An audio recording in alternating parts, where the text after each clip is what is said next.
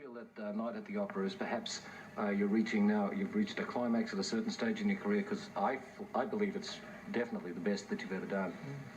Thanks. I think it's possibly the peak so far because it's the most successful. But I mean, we hope we're going to get better. Definitely, it is. It is going to be difficult, especially with Bohemian Rhapsody being as large.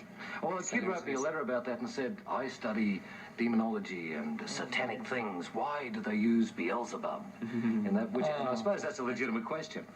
Why do we use it? Yeah. It's just I mean, why do we use anything? I mean, it doesn't necessarily mean I study demonology and things.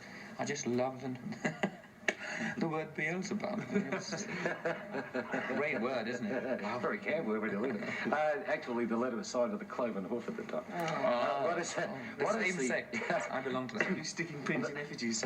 The next single that's coming off Night at the Opera is You're My Best Friend, I Understand.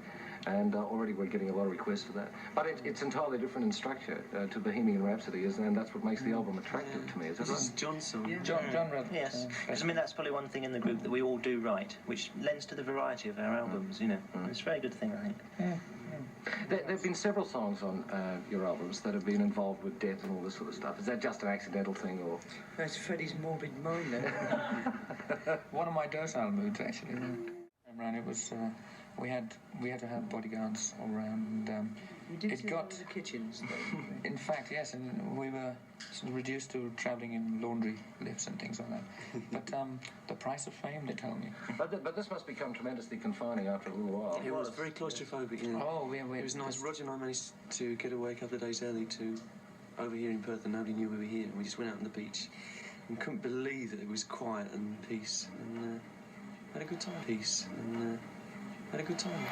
Everybody, I suppose, is going to be wondering about the campness of the act. That was one of the things I read in the pop press in England, that the act was a little bit camp and all this stuff. It's not really camp, you know. It's rock and roll, and it's very visual as well. There's a lot of rock and roll music there.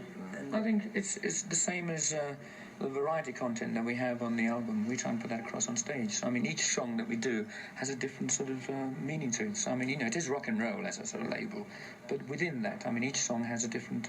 Would you say it was rock and roll with theatre?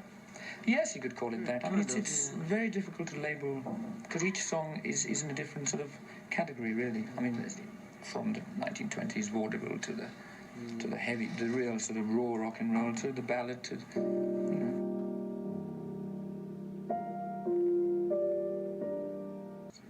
We get some ideas, but it's very difficult to actually write and sort of, you know, write songs and get them constructed. It's ideas, yes, but to actually write on the road. I know a lot of people can do that, write on the road while they're touring, but I don't think we have. We don't yet. we don't bang them together. You know, It takes a while. Hotel rooms.